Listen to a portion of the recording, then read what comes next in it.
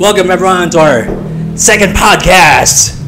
And last time, hindi ko pinaalala sa inyo yung aking mga kasama at sari-saring kwento at komento nangyari dahil nga hindi ko sila pinakalala. So ngayon, papakilala ko sila.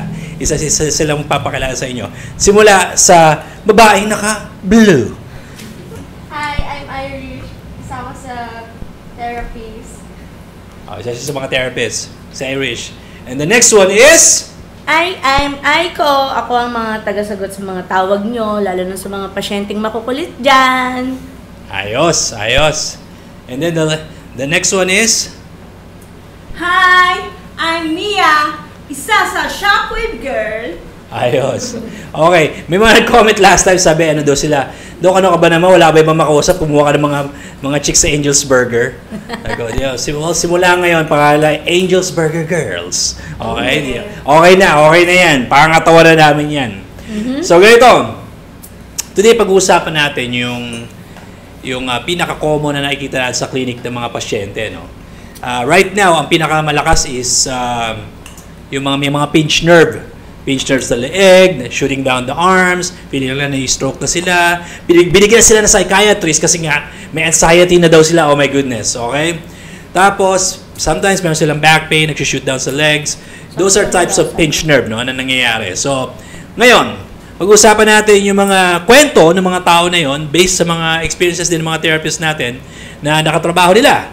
So, example, Mia, ano bang na-observe mo dun sa mga pasyente na yan? Ano ba yung kwento ng isang makukwento mo dun sa mga ganong klase? Like sa mga Doc, lower back. Go ahead. Ano yung meron sa lower back? Like,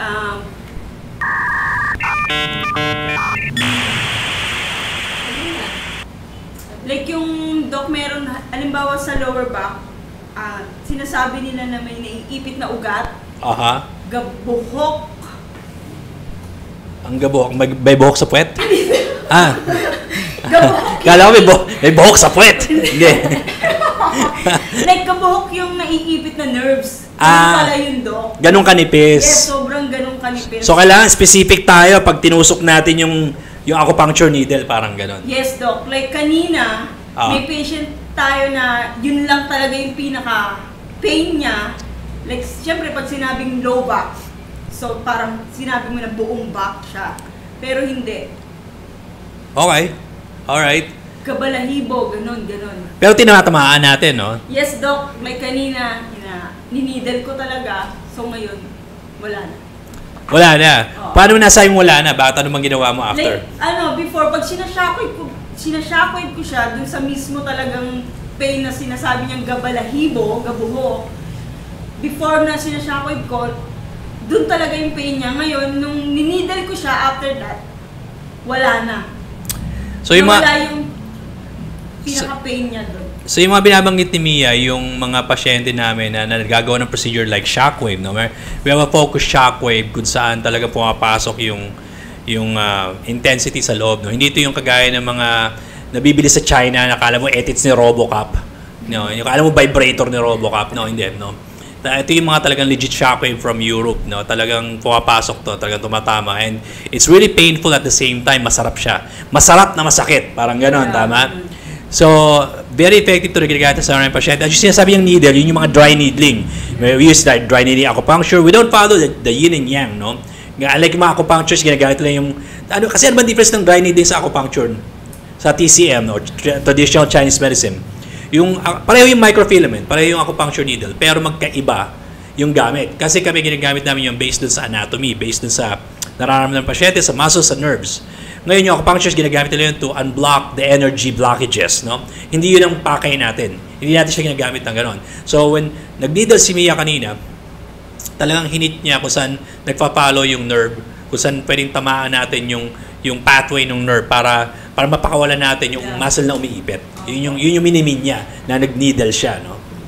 O tapos, ano pa mga ibang kwento, Irish, ikaw? Ano bang kwento mo na na-encounter mo sa mga pasyente? Like, frozen shoulder naman ito. Like, nung last Saturday, na ano naman siya, like, hirap siya sa likod naman, Doc. Pero natataas niya. Tapos, ayun nga, nung sinackwave, okay naman siya, Doc. na gumaan, pakiramdam niya, like, naabot niya na po, gano'n. Ano yan? After ilang session yun? Pangalawa. Pangalawang session niya. So medyo naabot niya na yun dito, no? How about sa mga may mga pinch nerve, yung mga dito, mga tiyatamaan sa leeg, tapos diba sabi nila, namamanhid na sila, tapos hindi na mabuka yung kamay nilang gano'n, minsan di ba nahirapan na sila, diba? Stiff na yung kamay nila. Na-encounter mo na ba yun? I'm sure na-encounter mo kasi pinapasok sa yung pasyente.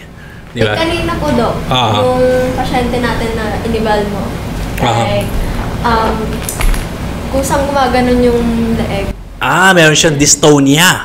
Cervical dystonia na kusang pumipihit yung leeg. Okay, marami na tayong pasyenteng ganyan ngayon. Ang cure dyan, typically, hindi mag-cure. Ang therapy ginagawa dyan is botox. Kaya ng botox, habang buhay ba siya magbo-botox, di ba? Yun ang problema doon. So, ano nangyari doon sa pasyenteng may dystonia? Ang ginawa ko sa kanya, Doc, is Acu and steam pad and PMF. Nabawasan yung paggaganto niya. Like, gumaan yung pakiramdam niya kasi ang bigat din ng ganto niya. So may spasm, no? Naging spasm. Tapos, yung dystonia, yung pagpiit-piit ng leg niya gano'n, nabawasan ba? Po. Nabawasan din. Lalo na po yung sa pagganon. Yung tango-tango niyang gano'n, no? Alam niyo, ang dami natin pasyenteng may dystonia. Ang problema sa maraming may dystonia na pasyente, cervical dystonia, hindi kayo compliant. Doon ako nabibwisit, hindi kayo compliant. Imbis na sumisipot kayo sa therapy ninyo, makaramdam lang kayong konting ginhawa, mas pipiliin nyo pa yata mag-botox habang buhay. 25,000 lang naman per botox. Gagawin yun every 3 months. Mas gusto nyo ba yun? O gusto nyo i-correct natin, pagalingin natin? Simple lang naman choice, di ba? Pagpalagay na natin, 4 times a year kayo magbo-botox. That's 100,000 a year. For the rest of your lives. Kasi mabuhay ka ng, I don't know, let's say 10 years. How much is that? You're gonna spend 1 million in the next 10 years para mag-botox na mag-botox versus i-treat natin in the next, I don't know, 10, 20 sessions. Gagastos ka marahil ng mga 35, 70,000. Magaling ka na. Or pili ka, 1 million for the next 10 years. Miserable ka the whole time. Ang visit talaga pag mga ganun mga dystonia. Ayaw bumalik. Makaramdam na ng konting hinawa, parang feeling lang magaling na sila. Yes. Tapos, kapag nakaramdam sila ng ginawa, tapos babalik, sasabihin, ganit bumalik eh. Kasi hindi kayo umaattend ng tamang. Parang tanga lang. Alright. Diba? Doon ako naiirita eh. Ikaw, Aiko, ano bang siyempre na-treat natin yung pasyente, no? O kaya before natin matreat, ano yung pushback ng mga pasyente na naririnig mo? Parang, ano ba yung, parang duda sila, gano'n. Ano ba yung na-encounter mo usually? Ganon, sasabihin nila sa akin, marami na silang therapy na napuntahan. Pero syempre sasabihin nila, baka parehas lang. Sabi ko, bakit din nyo muna i-try? Tapos i-avail nyo yung mga session na ibibigay sa inyo ni Doc. So sasabihin ko sa kanila, avail na nila. So avail naman nila. Tapos pag after ng session nila, tama ka nga ma'am, kasi iba talaga yung mga nagagawa ng therapist nyo dito. So, bukod dun sa iba. So mag-roleplay tayo. Kunyari, ako yung pasyenteng makulit. Yung tamang duda. Naku, mamay ko, baka pareho lang gagawin. Hindi po, sir. Tatanungin nila, sasabihin nila, ano bang pinagkaiba? Ano ba pinagkaiba? Meron kami dito yung Shockwave. Shockwave PMF. Meron na rin yun, nagawa na rin sa akin yun sa ibang clinic. Yun ang sinasabi nila, laging nagagawa. Tapos after ng therapy nila, paglabas nila, ay, iba pala yung shockwave nyo dito. Hindi katulad sa iba. Exactly. Parang tanga lang. Yun ang sinasabi nila.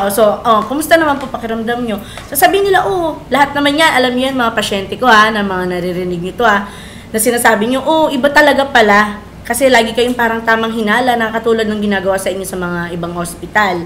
Na exercise, may na tubig, ganyan ang ginagawa Hot compress, exercises, kuryente, motherfuckers. Yes. Tapos sasabihin nila pagkatapos, ay ma'am, kung sarap sa pakiramdam. Ganyan. Sunod na yun, schedule na sila, ganun.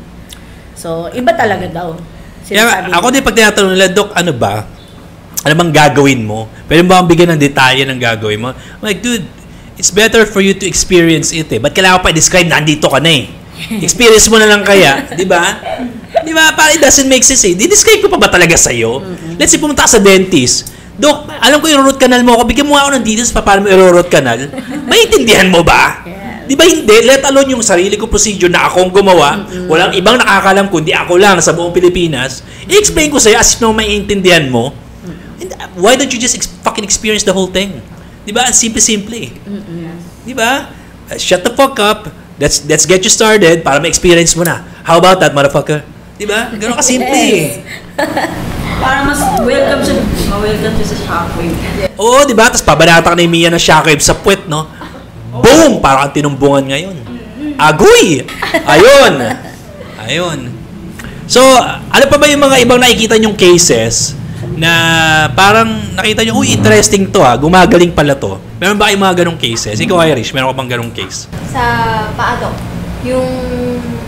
Plantar fasciitis? Yeah. What about plantar fasciitis? Like, kapag sobrang, hindi rin nalalapat yung paa. Lalo sa umaga, no? Sa umaga. Tapos, yung grabe yung kirot. Parang hindi sila nakakatulog, hindi sila nakakaapak ng sa lapag mismo, lapat. Kasi nga sobrang sakit daw. Pero after nung therapy, yung first yun sa Bukawi. Actually, dalawa sila nun eh. Okay. Ayun daw. Lumuwag na. Wala na, kakaiba na. Kakaiba. Exactly. Kasi ang hirap pag tamang duda minsan, ang hirap i-treat ng mga taong tamang duda eh. Diba? Parang, describe mo nga sa akin kung anong gagawin. Parang, as if na maintindihan mo. Diba? Alam mo, totoo lang, minsan gusto ko na magmura eh, pagkaharap ng pasyente. Kaya na, syempre, totoo lang, hindi talaga ako nagbumura pagkaharap ng pasyente. Maaaring magmura ako in expression, pero yung mumurahin ko yung pasyente, no, hindi ko gagawin yun, diba? Alas magpamura kayo sa akin, diba? Diba, Dok, murahin mo ako, tangina mo ha. Sabi ko talaga, ganun. Diba? Pero yung sabi mo, seryosong usapan, mumurahin ko siya. Hindi ko gagawin eh, diba? Pero minsan, parang gusto ko na magmura, tangina talaga, ba't kailangan pa i-describe eh? Parang maintindihan niya, parang gago lang eh. Parang dami nagtatanong dun, Dok. Buti hindi minumura ni Dok, hindi siya galit kapag nagko-consult. Pagkaharap namin. Kaya nakita yung wall dito sa Bacoor, basag na, di ba? Nakalagay, the angry Doc, binanatan ko kayo. Hindi ko binanatan yan. Talagang gawin na yun, dumating kami dito. Ikaw, Mia, ano bang ni-encounter mo na mga case na parang, alam mo yun, parang, wow, napagaling pala namin to, kaya pala namin pagaling to. Anong case yung parang natuwa ka na maganda yung outcome mo? Like sa mga tuhod, Doc. Uy, tuhod, paborito ko yan. Yeah. Tapos, like yung mga tuhod na maga. Tapos, like,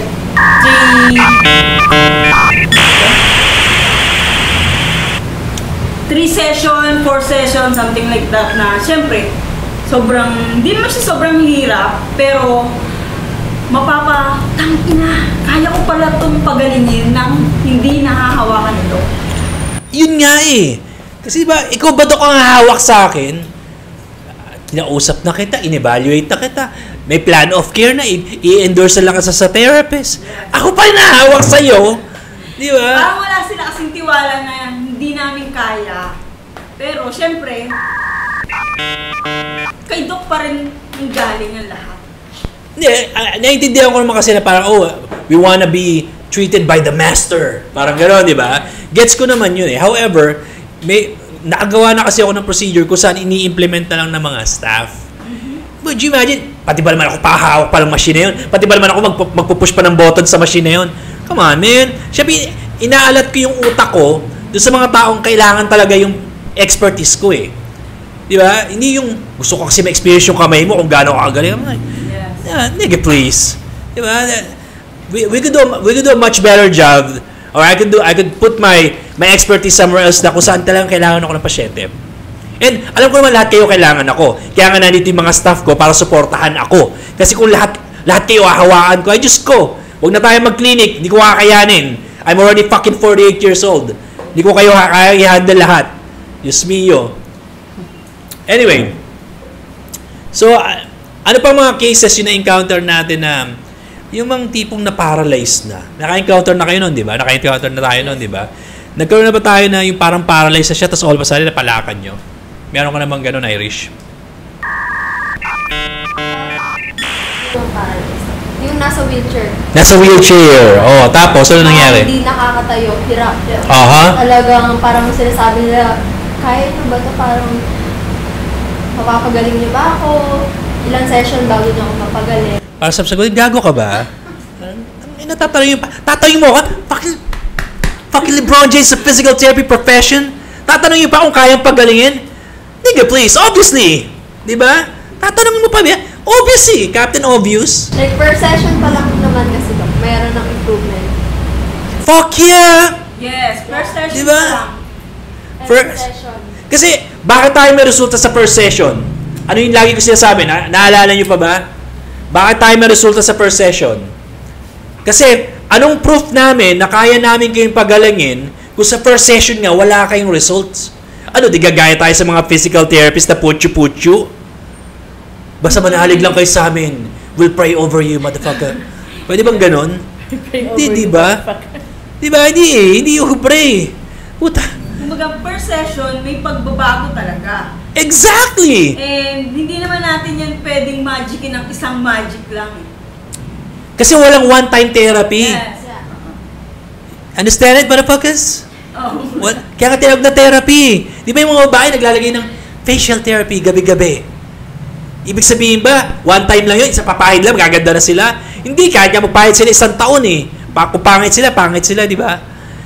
Ganon din yung therapy. Kung talagang, kailangan ulit-ulitin yun para mag-apply at makakita ng magandang resulta. Ano yung kino-correct natin? Like ko sinasabi, we're correcting muscle memory. Yeah. Kung pumasok ka na ganito, kinorek namin ng 1 to 2 session ng ganito, babalik siya ng ganito kung hindi mo susundin yung program. Bakit? Kasi ito na yung nakasanayan mo. Ito na yung muscle memory mo. Naalala ng katawan mo na dito ka galing, binaba ka namin dito, ibabalikin niya doon until ma-reprogram namin, ma-retrain natin ang muscle mo na dito ka lang, chong. Huwag kang aakyat. Huwag kang tatanga-tanga. Dito ka lang. Ikaw makulit. Exactly! That's what we do in therapy. We're changing the fucking muscle memory. Na, hindi naiintindihan ng maraming tao. Kala nila, one-time session lang. Alay ko pang ina-example is, let's say, nasugatan ka ng kutsilyo sa kamay. Pwede ba na tinerapi natin yung kamay mo, magaling ka na agad? Sarado na agad yung wound, sarado na agad yung sugat, di ba hindi? Parang Bomalabs, di ba? Yun yung mga taong makikitid ang utak na gusto isang session lang magaling na. Walang mangkepwing! Sa totoong buhay! Ano kasi Wolverine, si Deadpool? Gagaling agad, may instant regeneration properties. Ano ang feeling mo, superhero? Kakanood mo ng Marvel yan eh. Sabi ng mga ibang nanay, ayan, kaka-cellphone mo yan eh.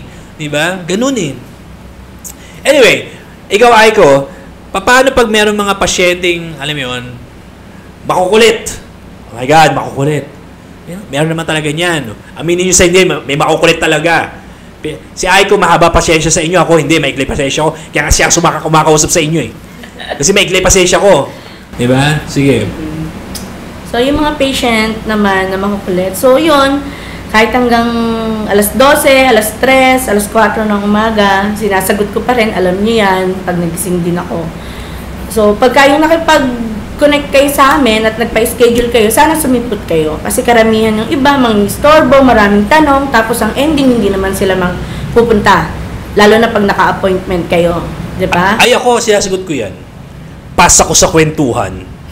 Totoo lang. Si Dr. yun ha, pero ako mapapasensya ko. Kaya sana sa inyo mga patient na napaliwanagan na, huwag nang paulit-ulit. Hindi, alam mo kasi minsan, kahit matatanda na, ang kukulit pa rin. Totoo naman, Dok. Karamihan talaga matatanda. Di ba? Makukulit. Alam nyo ako, tinatalo ko kahit senior eh. Pag makulit, tinatalo ko talaga, binobolcha ko talaga eh. Alam mo yun, parang, Tang, Nay, pas sa kwentuhan. Gusto nyo, meron pa nga, di ba, nag-message sa akin, wala akong pera for consultation fee. Pero kung may time si Doc Samaniego, pwede ba siya makausap? Gago ka ba? Sinong doktor ang makakausap sa'yo just because gusto mo lang siya kausapin? Ayaw mga magpa-consult eh. Ayaw mga magbayad ng consult eh. Wala kang panahon eh. Why the fuck would anyone give you the time in the world para lang pakausapin ka? Parang tanga lang ano? Nakikautar akong ganyan. Nayari pa kaya ako. Kaya minsan pag nasasagot ako ng Facebook, nangungulit, location, how much, sasagutin naman yan. Minsan ako sumasagot eh. Kinaka-copy-paste ko na lang. Sabay, location ulit, inakakasend ko lang sa'yo ah. Nagbasa ka ba? Ulit-ulit. Oo. Yun nga eh, nakalagay na dun yung location tsaka yung number. O tatawagan na lang. So, tatanong sila ulit saan yung location mo. Anong number? Saan yung number ulit. Mga ganun sila. Paulit-ulit din sila talaga. Karamihan talaga mga makukulit na senior. Ano mo, ano eh, yung pagiging Jejemon ko minsan, nakatatandaan na yan eh. Hanggang sa naging senior sila, Jejemon pa rin sila. Oh. Ano naman nangyari doon sa pa baby girls? Hindi pa naman siguro sila senior, no? Hindi pa bata pa yung mga yun eh. Bata pa yun eh, no? Siguro may mga anak na yun ngayon, ano? Yung mga, kami yan pa baby girls. Gawa rin kayo sa yun yung video. Diba? Naalala ko tuloy yung pa baby girls. Anyway. Kung nasa isip ko walang kilay. Yung kilay, sino yun? Si Brown pa kaya. Ano yung nag-viral yung walang kilay? Si Kiray? Hindi. Saan si Madam Anyway, marami tayong ini-employ na gamit sa clinic na hindi ginagawa sa ibang clinic, no? Kasi ano ba yung typical na ginagawa, sinasabi sa inyo? Naalala niyo ba yung ginagawa ng mga physical therapists? Sa kanila, naalala niyo ba? Sige nga, kayo na magkwento. Kasi ako, parehong kwento ko dyan eh. So kayo magkwento, based sa kwento sa inyo ng pasyente. Like yung shockwave, maliit yung ginagamit sa kanila. Maliit na shockwave? Tapos, sobrang liit lang ng sinasakupan ng tapos hot compress. Alam mo yung mga shockwave na yon, yung nga sinasabi ko kanina pa eh, yun yung made in China, nakala mo titi ni Robocop. Totoo lang, kala mo re-raping ka ni Robocop eh. Ganun kalaki kaya yun, ganun. Alam mo yun? Tapos ano na yun, kala mo pistoning lang, dito lang oh, kala mo massage gun lang ang tama. Sa ibabaw lang. Sa ibabaw lang ang tama, di ba? Katulad din shockwave natin, kaloob-looban talaga. Exactly! Kumbaga, yun yung talagang papaluwag ng spasm, muscle, nerves na type. Pasok na pasok sa tumbong mo. Hanggang Doc, dibdib talaga. Exact. Pag tumama nga dito, hanggang sa ribs eh. Ginamit nga na sa akin, ganun ba yun, a few weeks ago, hanggang dito tumatama eh. Ilan lang intensity ko, 1 to 20 yun, siguro hanggang 7, 9 lang ako, di ba? Hindi ko nga kaya yun, sobrang taas nun eh, para sa akin. Ako, Doc, kapag may muscle akong spasm sa leg sa kamay, shockwave ko agad yun. Talagang lumuluwag. Ang sarap kaya. Lalo yung mga dali-dalire, yung mga yung mga yung mga pollicis longus na na tendinitis, mga APL tendinitis, yung mga carpal tunnel kuno. Yung alam mo yung carpal tunnel, hindi man totoong carpal tunnel eh. Nanggagaling sa leeg eh. Pinch nerve pa rin eh. Kaya lang often misdiagnosed na maraming doktor. Kasi ang daming doktor na bobo dito sa Pilipinas. Ayan na naman, Doc, ang yabang mo na naman. Fucking king ko my motherfucking profession, bitches. Natural, magganito ako magsalita. Because I'm the fucking LeBron James of this fucking physical therapy profession, y'all. So, natural, kaya ganito ako magsalita. Kasi I know kung ano yung kaya kong gawin at alam ko rin ang ginagawa nilang kabalastugan. Kaya ganito ako magsalita. Diba? Ang daming cases na carpal tunnel. Pag chinek mo, hindi carpal tunnel, pinched nerve. Galing dito, misdiagnosed. Dito yung punot dulo eh. And yet, sinasabi ng doktor na meron kang carpal tunnel, inject ka natin ng steroids. Nawala naman, Dok, nung nag-steroids ako, pero bumalik ulit. Kasi nga, nawala lang yung swelling. Pero babalik yun kasi, saan ba galing dito? Mababa, gravity will pull it down. Yung gravity maghahatak pababa sa kamay mo, mamumungay yung swelling dito, sa kamay. So, magbumukha ngayon may carpal tunnel syndrome ka, wala naman pala.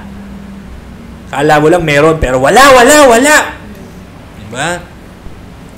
So, at ano pa yung ano pa ba yung ibang nakita nyo na cases na medyo, medyo challenging. Parang, challenging to, medyo mahirap tong case na to Yung kala nyo hindi gagaling, tapos all of a sudden, pagaling nyo.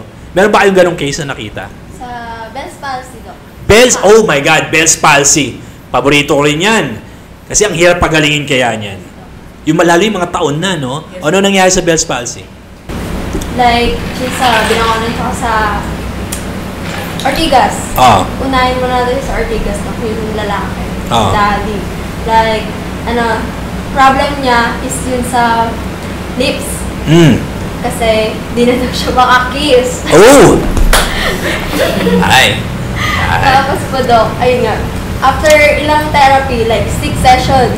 6 sessions. Kaya 4 pa lang naman yun. Lumalaplap na siya. Ganun. Doc, 4 pa nga lang. Mumuso-muso na eh. Magawa na. Sabi niya, yung ano, Yeah. yung uso ko kasi, sabi, oh bakit ba? Ano bang nangyari? Oo. Ano yun? Hindi ka makakisa, no? Tawa siya ng tawa. Alam mo pa naman yan, pa naman ng trademark ng mga Pilipino, kailangan makanguso sila. Nag-i-stem yan from our tribal roots. Yung mga tribo-tribo pa tayo. Di ba yung pang, merong usa. Ginagamit kaya natin panturo ng muso. Di ba? Hanggang ngayon, dala-dala natin yan. Asan ba yung chinelas? Pag ginagawa panturo yung uso, I think talaga tribal root natin yan eh. Wala. Ayan. Sino bang mahal mo? Kasama pa yung mata eh. Ganun yung mata eh, no? Tribal roots natin. Tapos, so nakagano na siya, nakaanguso siya. Ano nangyari? After nun, Doc, talagang okay na siya. Yung lips niya talagang nakanguso na. Tapos ayun, after nun, saya-saya siya. Ah.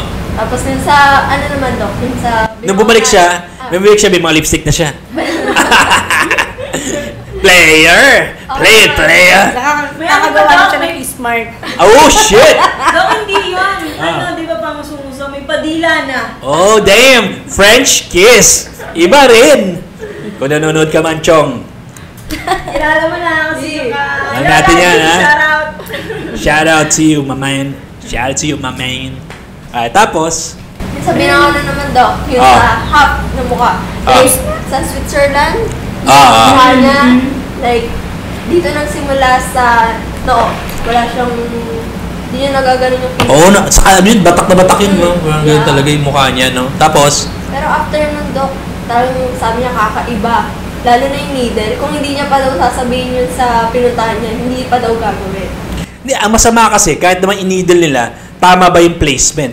O ala-chamba lang? Like, parang 5 minutes lang ata yun.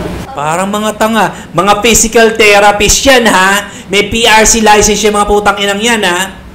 Putang ina nyo. Diba? PT, putang ina nyo. Totoo lang, yung PT ninyo, hindi physical therapist, eh. Mga putang ina nyo.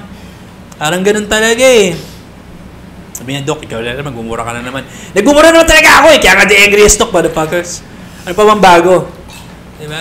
Anyway, maraming physical therapist ala chamba magtusok ng needle. Hindi nila alam yung placement. Hindi nila alam, meron na tayong tinatawag na Cochrane studies na kung saan, pag tinusok mo yan, ano na, given na nagagaling ang pasyente. May studies na ginawa na pag tinusok mo yan in certain areas, gagaling ang pasyente. Proven na nagagaling. Kasi may mga studies na, may pag-aaral na nagawa. May mga evidences na. Dok, about pala sa needle, kapag nag-needle ka ba, Dok, talagang skin lang talaga? I mean skin. Walang, kumbaga, short or... Oo, direkta sa skin, syempre. Di ba, Rat? Hindi pwedeng itusok sa damit naman. Sino gumagawa nun? Ano, yung ano, Dok, sa Ortigas kahapon, yung tapos? nag-gym, tapos, di ba pinakairo-kairo nila, lahat. Kumbaga, hiniklat-hiliklat yung paa niya, na may towel. Kairo kwak-kwak. Tapos ngayon, nabanggit ko sa kanya yung needle. Tapos sabi niya, yes, pina-needle. Tapos pinakita sa akin yung video. Ni-needle siya sa may pigi at balakang. Naka-boxer shorts. Nakatusok yung needle. Ay, parang tanga lang. At merong, kuryente. Yeah. Okay lang naman yung may kuryente, kaya para patagusin mo sa damit. Ano ba to? Motherfucking ancient China? Yeah. Obvious na ala-chamba lang yung physical therapist, eh. Saka hindi mo alam kung malinis yung damit, eh. Padadaanin mo yung needle doon, yung nire-risk mo yung infection sa pasyente. Naka-boxer talaga, kaya sabi ko, bakit nakaganto? Hindi mo alam, baka natay sa boxer shorts niya yun, eh. Tapos tinusok mo yung needle doon, eh di pumasok na yung Ebola doon, kung may Ebola man, no? Diba? Naisip kaya nila yun? Sa bahay. Sa bahay, diba? Yan ang problema ng mga nag-home visit. Diba? Yung mga nag-home visit, nagpupunta sa La Union, nagpupunta sa Baguio, nagpupunta na Cebu, Davao, at kung saan. Meron silang clinic tour. Kasi nga mga fly-by-night. Yung mga walang sariling clinic, walang schedule sa clinic, mga fly-by-night. Kumbaga home service. Mga home service motherfuckers, lolokohin lang kayo. Kasi nga, wala talaga silang abilidad. Kaya sila nag-home service, hindi lahat, pero marami sila kaya nag-home service kasi wala silang pangtayo ng clinic. Pangalawa, ayaw nilang matrace nyo sila. Kung saan sila nakatira. Kung just in case may mangyari, hindi siya matitrace. Saan ba nakatira tong therapist na to? Kasi nga, fly by night eh. Yung ba pwede kayong takbuhan kapag may nangyari? Yan ang napapala nyo kaka-home visit. Ayan. Yan ang napapala ninyo. O tapos, ano nangyari? Sa needle na yun. Ayun, din pa rin. Kaya pumunta sila sa clinic natin. Kaya napunta sa clinic namin. Kasi magaling kami. Sila hindi. Nye. Diba? Yeah. Alam mo ba? Nagulat ako dun. May pagkita ko. Pati nga. Nakatusok sa boxer shorts. Yun. Yan ang problema ng mga home visit. Mga home service. May kayo sa home service eh. Sanay kayo sa mga walang kwentang home service na yan. Yan ang nangyayari, mga fly-by-night na kukuha nyo. Tapos nanguhula lang yan, alatsamba kung saan natutusok. Anyway, we discuss about yung mga pinch nerve, yung may mga Bell's palsy, plantar fasciitis. I-discuss naman natin yung common na ginagawa ng mga physical therapists sa kanila. Ano bang kinukwento sa inyo ng pasyente na ginagawa sa kanila ng mga physical therapists na nagpupunta sila sa mga hospitals or mga clinics na mga putang ina mga PT na to? Ano ba? Ano bang sinasabi niyo sa iyo? Anong ginagawa? Like yung lalagyan ng unan, Dok. Unan, tapos Ganun sila nakaliyad. Nandito yung unan sa likod. Tapos 1 oras yun, Dok. Bakit? Yung, syempre, nakaliyad, tapos yung natin, yung ulo, nakaganon. Tapos, syempre, dapat daw wala din silang kain pag gagawin yun. Kasi pwede silang masuka, ma-choke, ganon. Ba't kailangan lumiyad ng ganon? Ano ba sila, gymnast? Para sa lower back. Like Tas, 1 oras na ganon. Ba't di pala pwede gawin sa bahay yun? Tapos, after ng Doc, another 30 minutes para naman sa hot compress. Hot compress 30 minutes? Hindi ka ba pwede magpakulo ng tubig sa bahay? Malayo-malayo sa activities na ginagawa natin, Doc. Yeah. Hindi, ano pa yung ginagawa nila? Ay, pa, Doc. Kuryente. Tapos, yung Doc, yung yung exercise nga, iiwan ka na 1 oras. Ay puta. Ano yun? 1 oras? Sabi ko nga sa'yo, hindi mga physical therapist yan. Mga putang ina PT yan. Yun yung Doc, yung sinasabi nila sa amin. Like, parang may bibilangin ka, something na cubes, parang gano'n, iiwan ka na 1 oras. 1 oras. Alam mo, meron pa nga dyan yung mga may carpal tunnel daw na misdiagnosed ng mga kupal na rehab doctors. No? Ibababad yung kamay nila sa wax. Ganun. Bababad sa wax. Tapos lalagyan ng irarap. Parang magboboxing ka kalaban si Pacquiao eh. Tapos after tatanggalin niya na yung wax, isa-isahin lang gano'n. Tapos ibabalik nila yung wax doon sa pag hindi nakatingin yung pasyente. Para gagamitin nila sa next patient kasi malulusaw yung wax na yun eh. Kaya yung mga buhok-buhok doon kung mabuhok yung pasyente, kasama doon sa wax. Nasa ilalim yun ng paraffin wax nila na machine. Yung mga heater. Ay, Diyos ko. Kala nyo malinis yun porque mainit. Ay, may mga mamatay naman na germs. Pero, kadiri, motherfuckers. Pagsuot mo ulit, nilagyan ko yun ng wax. Okay, wala mo na akong buhok ba't na yung buhok dito? Sumama yung buhok. Nalala ko na naman yun, yung Lasal sa UP. Di ba? Cheating ba matatawag kapag nakita mo may bulbul sa brace yung girlfriend mo? Anyway, so, nagkukuryente, nag-hot compress, nagpapa-exercise. Ano yung kinukwento mo kanina? Parang siyang Muslim na nagaganon?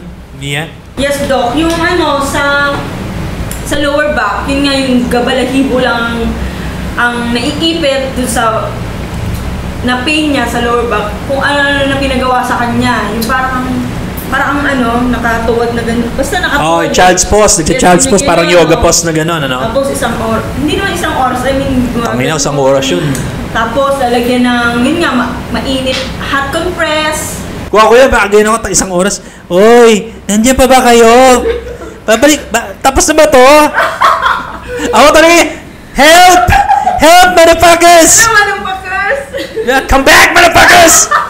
Ako yun, di ba? Kuha ko yun talaga, mga bad trip ako eh.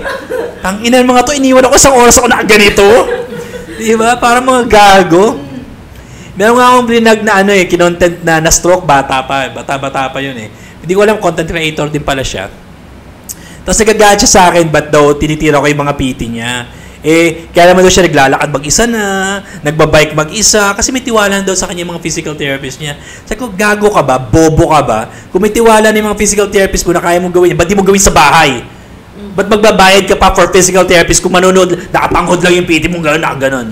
Pinapanood ka, kukwento ka, kumusta naman pagbablog? Okay naman. Kumusta yung content po? Ano, marami ka ba bang followers? Ano pinag-uusapan nyo? Hindi na skill yun, di ba? Kung nanonood na lang yung PT mo, kung nakatanghod na lang siya.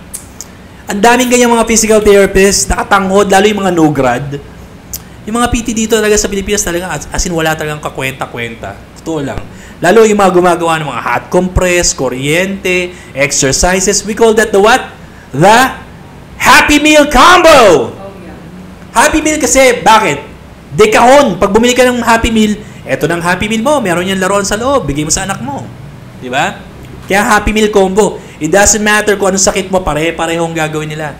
Kahit yung mga kairo-kwak-kwak na foreigners, kahit yung mga Pinoy na kairo-kwak-kwak, Happy Meal nila, palagotok ng likod. Within 2 minutes, tapos ka na, 5,000 pesos manapagas. Totoo naman eh. Di ba? Ang lakas maningin lamang yan. Dok, hindi naman 5,000, 1,500 lang. Sa akin mo na bigay yan, 2 minutes lang ako gagawa, 1,500. Tangina talaga, hindi kita tatanggihan. Ako magpapalagotok ng likod mo. Till kingdom ka, manggang mautot ka. Ako bahala. Totoo lang. Ang dami kasing tanga eh. Ang daming natin tangang kababayan. I mean, nagigets ko yung iba desperado, di ba? Kaya nag-aap sila lang. Pero marami iba, gusto ko lang i-try. Kaya, na yung mga in pain, Doc. Oo, di ba? Gusto ko lang i-try. O iba nga, walang pain. Gusto lang i-try eh. Paglabas nila, may pain na sila. Parang naghahanap ng sakit ng katawan. Parang ano yung nagkaroon ko ng classmate dati nung college. Frat siya, member siya ng frat. Bago siya maging pledge muna siya, pledge, no?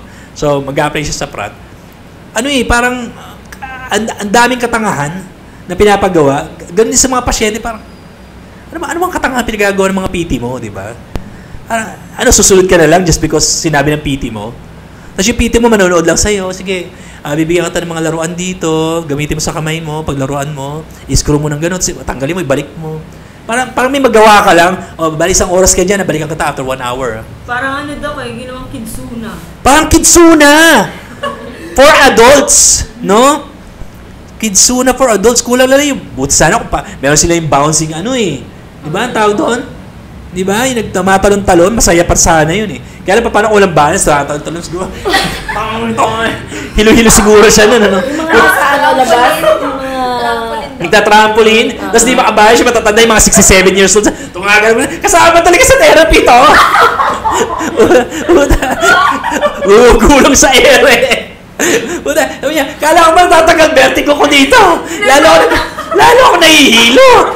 Uminom pa naman ako ng Bonamine. Nag-bounce ka na ng isa, naging 20. Nay, tuloy mo lang yan. Good job, good job. 1 hour yan. Yung mga PT mo, gumagawin pa, good job yan. Ang ina. Ang recent talaga ng profession ng PT dito. Ang daming Ako, I'm a doctor of physical therapy, di ba? Pero I don't practice physical therapy. I don't. Kasi napaka-bullshit eh. Napaka-hogwash ng ginagawa nila eh. Alam naman nilang nanloloko sila, and yet ginagawa pa rin nila. Ang laking katarantaduhan lang naman. Totoo lang. Anyway, sa aking pagbabalik, may iba tayong pag-uusapan. We'll take a few minutes break. See ya, motherfuckers. Alright. We are back, motherfuckers. Ganito yan. Pag-usapan naman natin ngayon. Ano ba yung nararamdaman natin pag nakakita tayo ng mga mga celebrity clients, no? Yung mga taong sikat, no? Paminsan-minsan makaka-encounter tayo ng mga clients na may sinabi sa buhay, kilala, mga artista, celebrity. Sa maling salita, no? Tanungin natin mga staff natin kung ano yung naramdaman nila first time nila maka-encounter ng gano'n. So, sige, si Mia muna. First celebrity na nahawakan ko, oh my God. Sortigas, Doc. Sino? Kung nanonood ka, alam mo na ako sino ka. Wilbert Ross. Si Wilbert, ano yun sa hashtag, di ba? Yes, Doc. Hashtag Showtime. Yan, siyempre artista. Tapos, anyari? Unang ko sa kanya, Doc. Pangkal. Yeah. Puti. Pangkad, mabait, maputi. Hashtag Wilbert. Tapos, syempre, Doc, sobrang starstruck. Na-starstruck kayo. Hindi ka ba nautal? Parang, Wilbert! Kinakabahan do kasi mahahawakan mo siya. Ah. Okay, tapos, Lalo ni ikaw mag-shockwave, siyempre. Ayun, first Kita time. mo yung buong katawan niya. Teka. Shockwave ko yung, sinackwave mo siya. Ano reaction ni Wilbert? Nung na-shockwave siya. oh fuck, ouch. Masakit yun. Masakit na masarap kasi yung shockwave. Siyempre, gano'n naman talaga pag una talagang experience sa shockwave. Talagang masakit pero masarap. Parang ano yun massage na matindi pa sa massage. Na makakagaling talaga. Corrective. Oh. Yan. Tapos, ikaw ay sinong first celebrity o sikat na tao na encounter mo sa clinic? Wilbert din. Si Wilbert din. After Wilbert, sino encounter mo? Siyempre dito, Doc, sa Bacoor. Sino? Bugoy. Si BNK. Si Bugoy na Koy-Koy. To join. Naalala ko, hindi ko nga siya kilala eh. Diba? Di ba sabi nun? Ikaw ba sabi sa Mia? Si Tita. Una. Hindi ko kilala si... Noong time na yun, hindi ko kilala si Bugoy. Pumunta siya dito, sabi sa Mia, uy, Doc, meron tayong sikat na patient. Sabi ko, sino? Si Bugoy. Sabi ko, sino siya? Ano yun, Doc? Rapper yun, rapper. Anong klase mga kinakanta niya? Yung mga mga chill-chill lang, parang ganang description niya sa akin. Ako lang parang, okay, I get it. Eh, sakto nakaupo din si Bugoy, sa hilera na to, kasama niya yung isa sa mga girlfriends niya. Nakita ko si Bugoy na patingin sa akin, ganun. So, parang katingin na kami ni Bugoy, parang gusto niya magsalita, ako gusto ko rin magsalita. Tapos sabi ni Bugoy, parang natingin siya sa akin ganun, ako lang parang sabi, hey man, what up? Sabi ko ganun, hey man, what up? Nagulat si Bugoy. Kasi hindi natin na-expect na ganyan sasabihin ko. Yeah. Kasi he's a rapper, he'd understand, no? Maintindihan niya, di ba? Tapos tinanong ko siya, rapper ka ba talaga? Hindi lang ako rapper, may iba pa akong ginagawa, marami pa akong ibang ginagawa. So, malalim pala si Bugoy, kala ko rapper na artist, di ba? Yeah. Pero malalim pala yung kanyang kanyang repertoire, marami siyang ginagawa sa buhay, no? So, ano naman experience yung example? Kay Wilbert, nung time na yun na nakasama si Wilbert na natitreat natin, how was it, though? I mean, obviously we're not supposed to talk about the entire detail. Gusto lang naman natin yung nararamdaman nyo lang, parang wow, for the first time naka-encounter ako ng sikat na tao na ako yung magtitreat o ako yung pinuntahan, di ba? Parang tayo yung pinuntahan, di ba? How was it? Siyempre, after the yung parang kasikatan na wala na, di ba? Parang yung glamour na wala na. Parang okay, medyo balik ka na sa normal, di ba? How was it nung bumalik ka sa normal? Paano na nangyari? Like, parang lang daw. Experience. Maganda. First time. Like, pinuntahan tayo dito. Exciting. Tapos, talagang di sila maaano sa expected nila na kaya pala, no? Kapag ganun. Tapos, konting chika, like gano'n. Alam mo, doon marirealize na tao rin sila eh. Yeah. Hindi pala sila ganun katulad ng sa social media na sinasabi ng iba. Iba yung personal sa nakikita mo sa TV, sa social media. At the same time, tao rin sila na nagkakasakit. Tao rin sila na i-injured. At dahil tao lang din sila, di ba? Then you could talk to them as real people, di ba?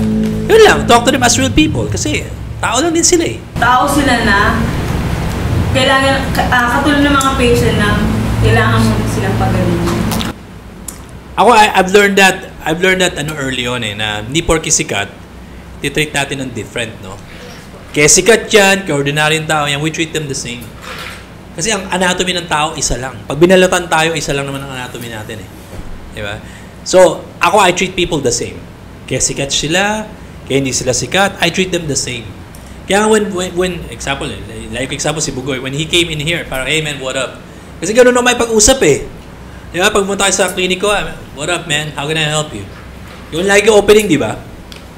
Kwento ko lang yung doc experience ko kay Bugoy. Oh, sige, kwento mo. Shout out to Joints. Nagpawisan ka. Lamig nung pinagpapawisan ako doon kasi talagang Intense kasi. Malamig yung paligid para pinagpapawisan ka. Yun na ibig sabihin. Tapos, mahawakan ko yung puwet niya. Tapos, Kasi lower back naman kasi.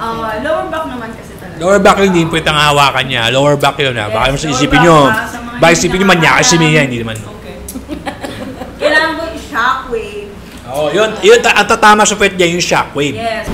Ayun, syempre, hindi mo unexpected na mahawakan mo yung sambugoy na koy-koy. And, Na legendary, no? yeah, Legendary. Oo. Ma-activate mo. Masaya. Masaya experience. Masaya experience na nakakatrabaho mo yung isang tao na dati nakikita mo lang. Oo. Sa napapanood mo lang, almost Yes. ngayon nakakatrabaho mo na, no? Talagang dream come true. Yeah. Lalo na na-invite tayo.